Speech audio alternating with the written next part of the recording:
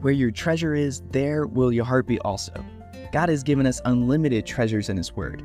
Every time we open it, we can discover a new treasure or admire an old one. What will we find today? Here's Carla Early with Treasure Hunt in the Word.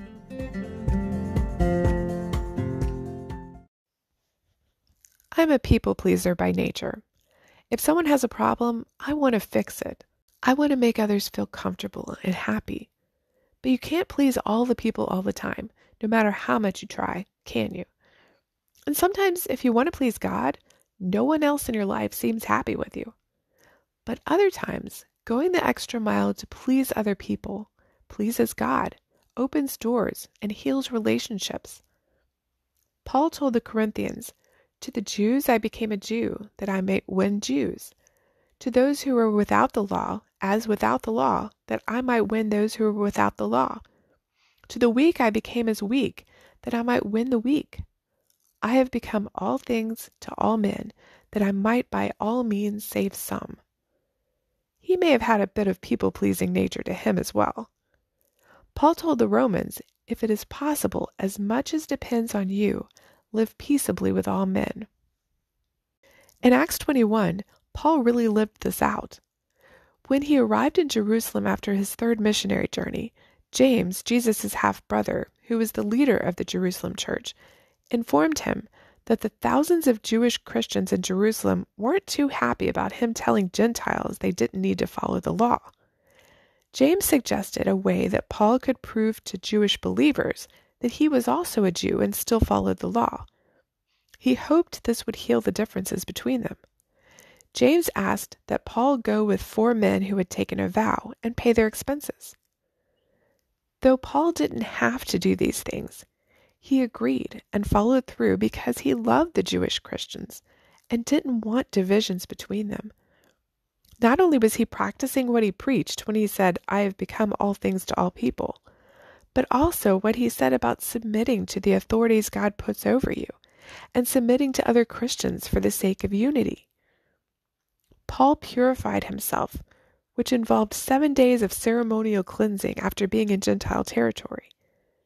He had to appear in the temple on the 3rd and 7th days, then he could pay for the other 4 men and participate in the ceremony.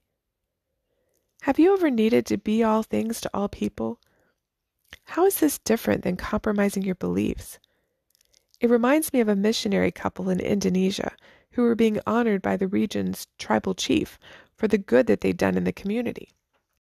This ritual involved drinking an alcoholic beverage out of the chief's cup.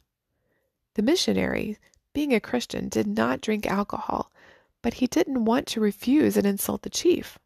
This was a great honor and would likely open many doors for the gospel in that area.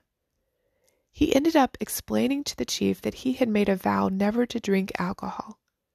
They compromised, and during the ceremony, the chief held the cup up to the missionary's lips and let the liquid flow to the ground.